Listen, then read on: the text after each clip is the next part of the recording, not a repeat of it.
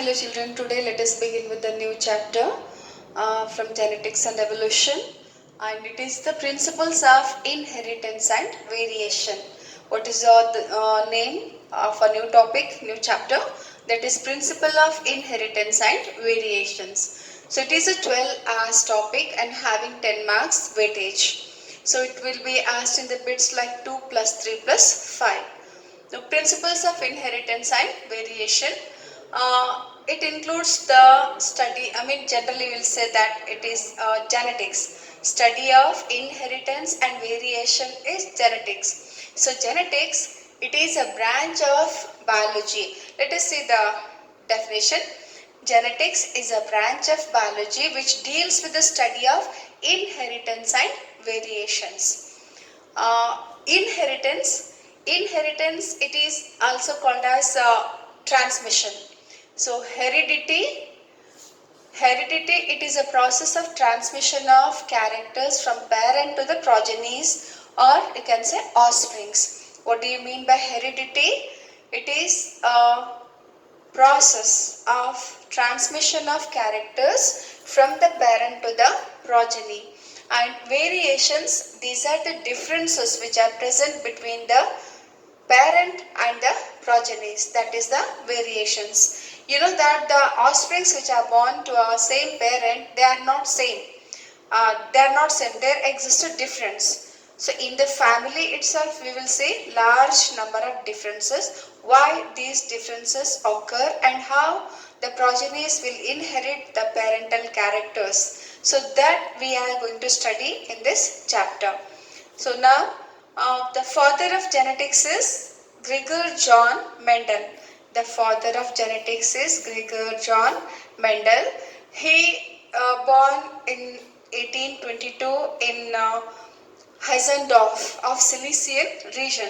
Heisendorf of Silesian region. Now it is a part of Czechoslovakia.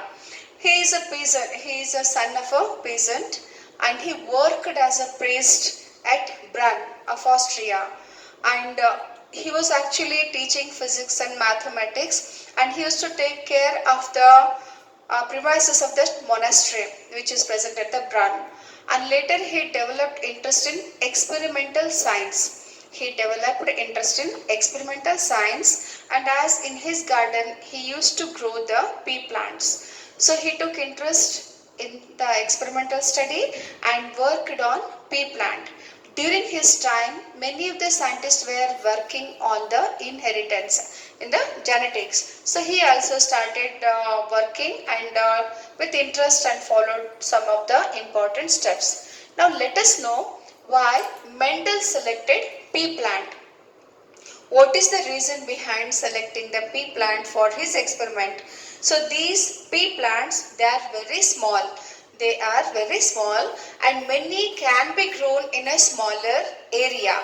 We can grow many plants in a smaller area. And the lifespan of pea plant is very short.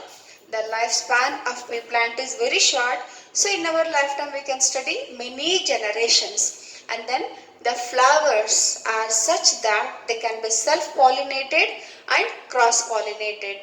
The meaning of self and cross-pollination already you have learned.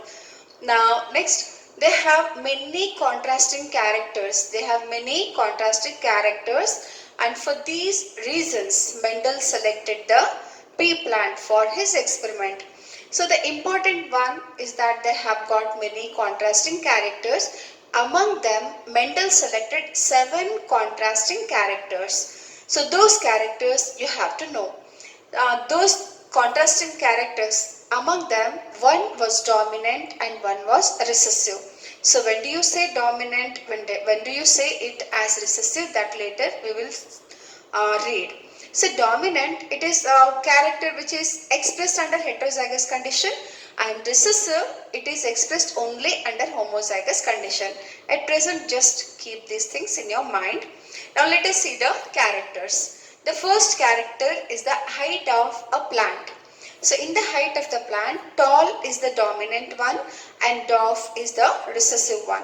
So always Mendel took the first letter to indicate the factor or a gene. So let me write here gene also. So tall is a dominant. So to indicate the gene which will regulate the tall character was indicated by capital T, and its small letter was taken to represent the recessive character. He took the capital letter of a dominant character and its small letter to indicate the recessive character, that we have to remember. The second character is the position of the flower. The position of the flower, axial. The axillary position is the dominant one and the terminal position is the recessive one. So as usual, we have to indicate that with the capital A and the small a. Third character is the color of the flower. Color of the flower, violet is the dominant one and white is the recessive one. Now next, shape of the pea plant.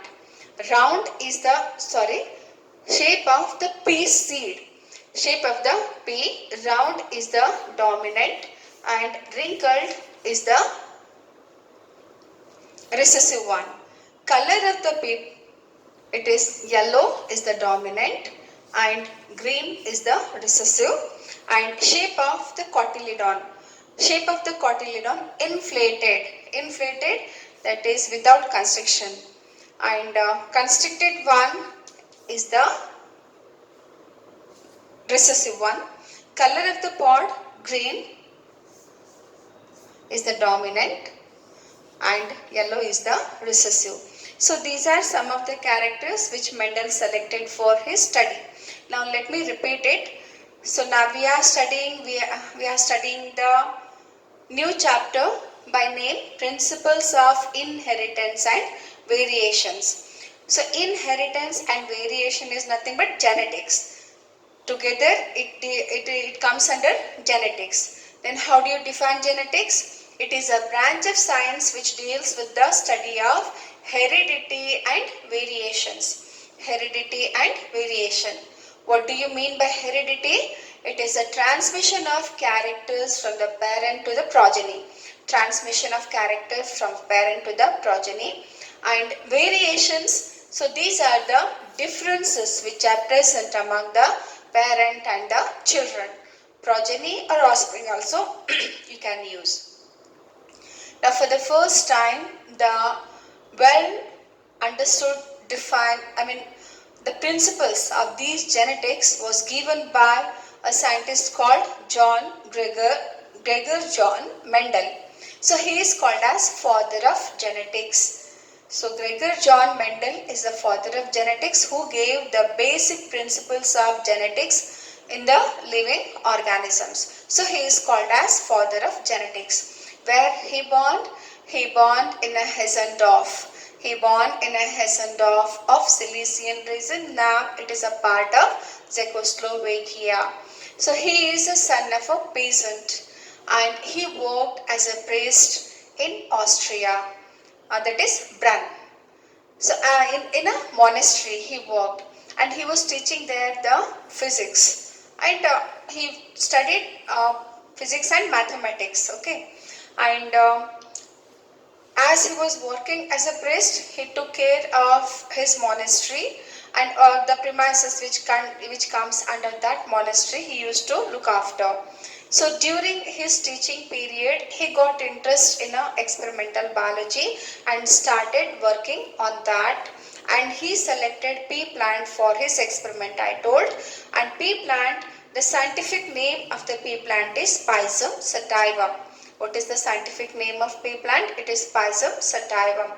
So this Pisum sativum is having some of the important characters which made Mendel to select these plants. The pea plants are very small. They are small, so many can be grown in a smaller area. They can be grown in a smaller area, and the lifespan of the pea plant is very short. So we can study many generations. And then the flowers are designed in such a way that they can be self-pollinated and also cross-pollinated in a controlled manner. So that is also very important for the experiment. And then they have got many contrasting characters. No ambiguity was there between the characters. Like some 7 characters he selected, like height of the pea plant, where tall is the dominant and dwarf, short, is the recessive one. No intermediate plant. So there is no confusion between these two characters. Tall means tall, short means short. Now position of the flower.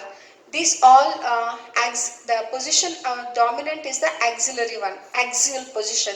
You know what do you mean by axial? That is, suppose that if this is a plant, between the leaf and the stem, what region, this region is called axial. So axillary region is the dominant one, and the terminal position, these you have studied in first year also. So terminal position is the recessive one.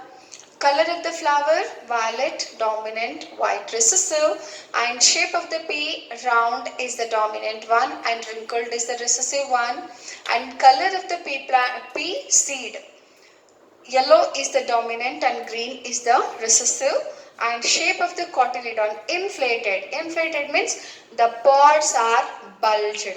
The pods are bulged. Fine. And constricted, here you will see the constriction in the pod. So that is the constriction. The constricted one is the recessive and inflated one is the dominant one. Inside you will see the pea seeds. Well, now color of the pod, green is the dominant and yellow is the recessive one. So these are the contrasting characters of the pea plant. Now let us see the next one. So Mendel performed his experiment by following certain steps, and it is very important for his success. So first he selected the pure line plants. Pure line plants he got through continuous self-pollination.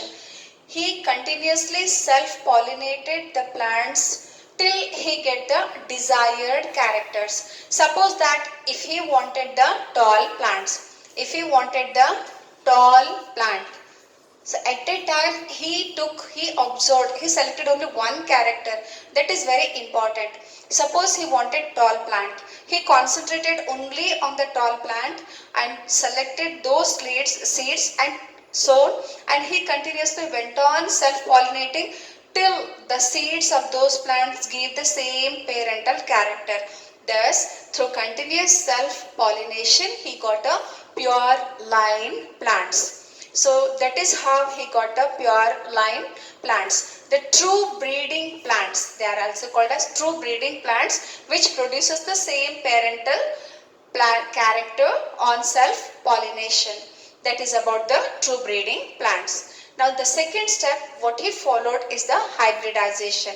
I already told you that each character is having two contrasting characters. Fine. So suppose if we take height. So here tall and the dwarf were there. Tall and the dwarf were there. So he selected pure true breeding tall plants and pure true breeding dwarf plant through continuous self-pollination. When he got the true breeding plants, then he hybridized. He cross-pollinated these two plants. What is his second step? Hybridization. How did he do that? By pollinating. By pollinating, that is by hybridizing the tall plant with the dwarf plant. That is one plant's pollen grains he used for the other plant dwarf character. That is the hybridization. So here in the hybridization, what he did, he took one plant's pollen grains, I told. The other plant's flowers he emasculated. That is, what do you mean by emasculation? That is the removal of male reproductive part of the flower. That is removal of the anther. This also you have studied in the previous chapter. Removal of male reproductive parts, that is anthers. So anthers of those flowers he removed. Such flowers are called as emasculated flowers. Then he dusted the pollen grains. He dusted the pollen grains on the stigma of that flower, and then they covered that with a paper bag. They covered with the paper bag so that the contamination by other pollen grains must be avoided. So that is the second step. What did he do in his second step? He hybridized the two charactered plant flowers. How did he do this? He emasculated the flowers. Fine. He removed the male reproductive part of the flower and other flowers. Suppose that, let us take the tall plant and the dwarf plant. So these pollen grains, if he was willing to use, then the dwarf plant's flowers he emasculated. Then these pollen grains he dusted on the flowers of a dwarf plant, and then to prevent the contamination he covered that with a paper cover. Then he got the desired seeds. Fine. And when those seeds he collected and then he sown when the plants were grown, so they were called as F1 generation, that is first filial generation. So first filial generation is also indicated like this, F base 1, like this it is indicated. Now this is the second step. In the third step, what did he do? The offsprings which he got through hybridization, he called them as first filial generation, and he self-pollinated these plants among themselves. That is the third step. Fine. Through the self-pollination, he got the next generation, and that next generation he called as second filial generation, which is indicated by F base 2. So these continuously he repeated. So what the important things he did, he made a very careful observation. He made a very careful observation of these three steps and then repeated the experiments again and again for all those 7 characters, and every time the result was same. Every time the result was same. Let us see what results he got. What I told now, the experimental procedure, the experimental method what Mendel followed during his time, it is very important. He did not do randomly. What did he do first? He selected the true breeding plants or pure line plants. What do you mean by pure line plants? Plants which will give the parental characters when you sow and grow. I mean continuously when you grow the plants by using those seeds, they used to give the same character. Such plants are called as true breeding. Have he got? Through continuous self-pollination. Suppose if you select a tall plant, the tall plant, at a time I told you that he concentrated only on one character. Now he took a tall character. Then tall character plant seeds, if we sow, again he got the tall character only, the plant is tall only. So such like that he collected the pure line plants. What is the second step? It is the hybridization. How did he do hybridization? Two contrasting charactered plants he cross-pollinated. He took two contrasting charactered plants and then cross-pollinated. How did he maintain the purity? How did he maintain this? So he took the pollen grains of one charactered plant, like here I give the example of tall, and other plants' flowers he emasculated, and then he dusted the pollen grains of tall on the flowers of the dwarf, and then he covered that with a paper bag. Why did he cover the flowers with a paper bag? Just think of his patience. His patience we have to appreciate. He covered those cross-pollinated plants with a paper bag. Why did he cover that? Just to prevent the contamination which may occur by the other pollen grains if they fall on the stigma of the dwarf flowers. So thus he got the desired varieties. Thus he got the desired varieties seeds. And these he called as first filial generation. And first filial generation is also indicated as F1 generation. What is his third step? His third step is self-pollination. So all the plants what he got in F1 generation, he self-pollinated those plants among themselves. So then he called those generations as second filial generation, that is F2 generation. So these are the experimental procedures which Mendel followed during his experiments, and this is also one reason, the systematic method what he followed is also one reason for his success. So these steps he repeated for many times and he observed very carefully, and every time for all those 7 characters he got the same result. Now let us see the next one. Now let us see the Mendel's experiment by taking a simple one character, that is tall character. I told you that he selected the pure line plants. So he selected parent first, parent plant which are pure line plants. So first I told you that we will take a simple first character, that is the tall plant and the dwarf plant. Fine. What did he first did? He selected the parent plant and which are pure, that is they are true breeding plants. The plants will grow and give the flowers. So one plant's male reproductive structure he kept and another's female. So one plant he selected as male. Let me select this as male and this as female. What do you mean by that? He took the pollen grains of tall plant and dusted on the flowers of the dwarf plant. Now these plants when they grow they gave the flowers, and you know that in the flowers gametes are there. So tall plant he indicated, I told you that the dominant characters he indicated by using the capital letter, and Pisum sativum is a diploid plant. So every gene is present twice. So that is why the genes are what Mendel told factors. So those we are representing here 2 times, and the dwarf capital T is tall capital T and dwarf small t. So these plants when they grow they give the flowers, and flowers will be having the reproductive structures which produces the gametes, and gametes are haploid in nature.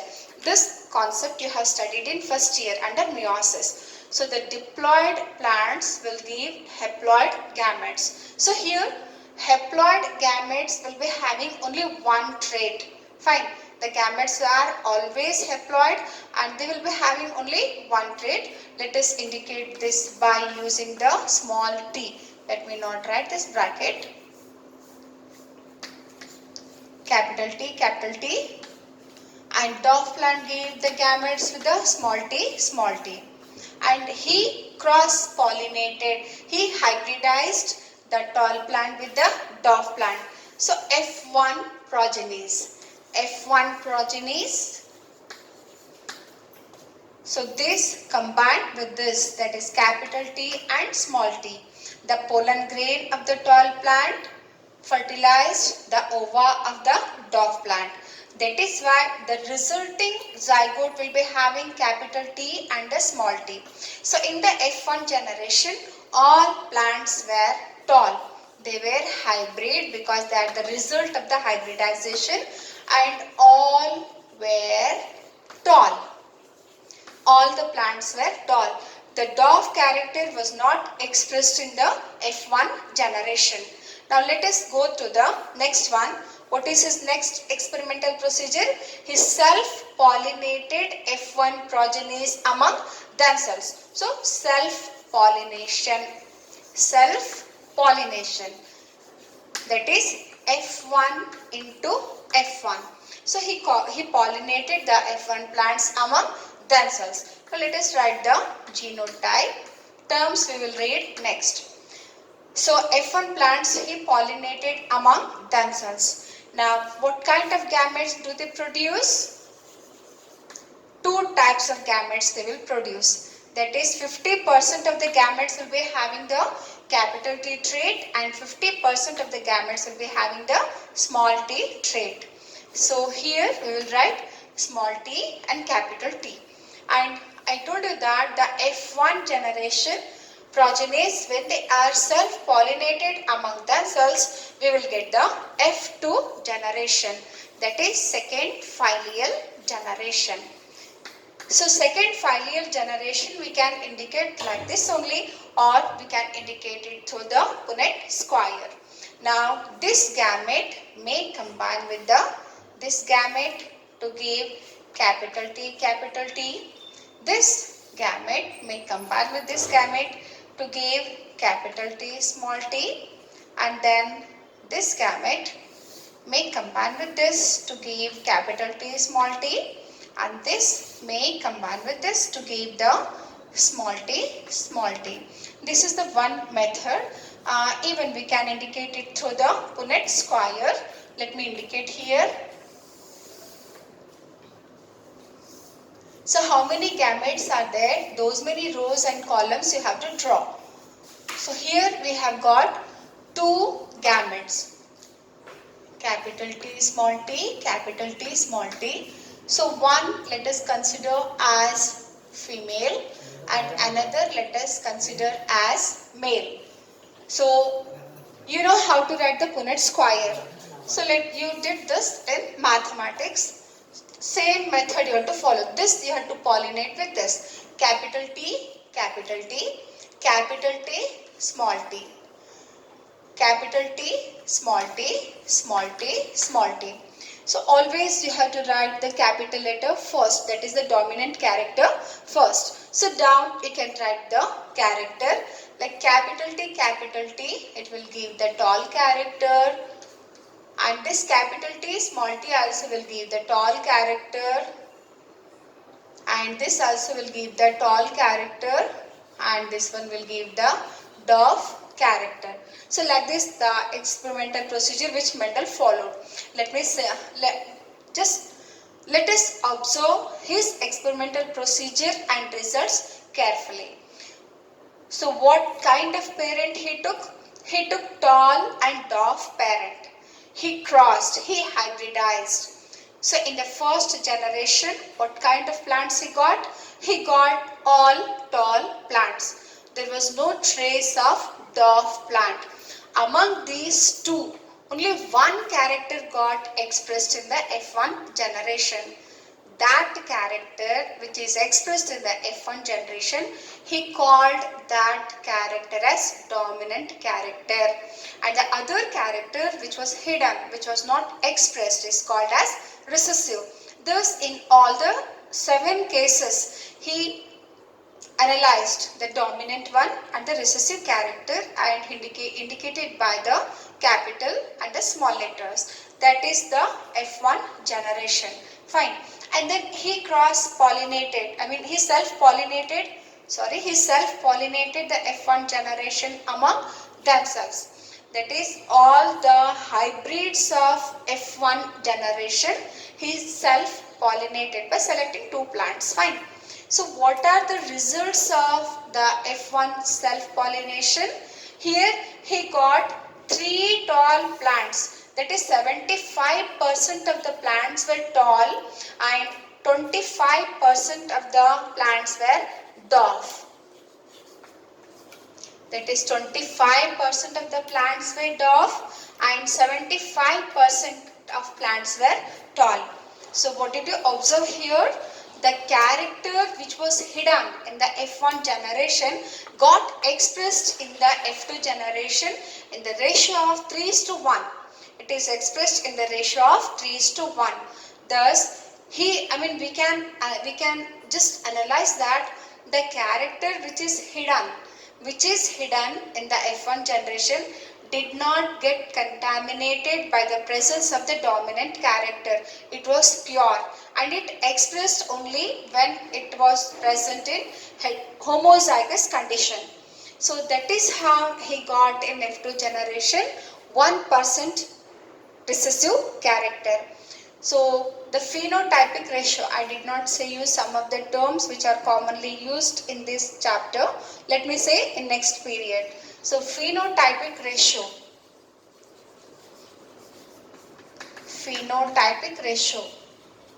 What do you mean by phenotype? Observable external characters of organisms are called as phenotype, or you can say morphology of an organism. So what character you observe here? Tallness and the dwarfness. So in the F2 generation, phenotypic ratio is 3:1. That is 3 tall plants he got and 1 dwarf plant he got. And next is the genotypic ratio. Genotypic ratio. Genotypic ratio, that is the types of the factors which are present in the plant. That is, he imagined during his time there was no much facilities were not there. So the genotypic ratio is 1 homozygous, 2 heterozygous, and 1 again homozygous plant he got. 1 pure tall plants he got, that is pure line plants he got, and 2% heterozygous plants, that is hybrid plants he got, and 1% pure dwarf plants he got. So these are called the genotypic ratio. These terms you will read in next period. So I told you about the analysis, his experimental procedures and analysis of Mendel's experiment, how he did. By taking simple character, I told you. Hope you understood. Tomorrow let us see the important terms and reasons for Mendel's success.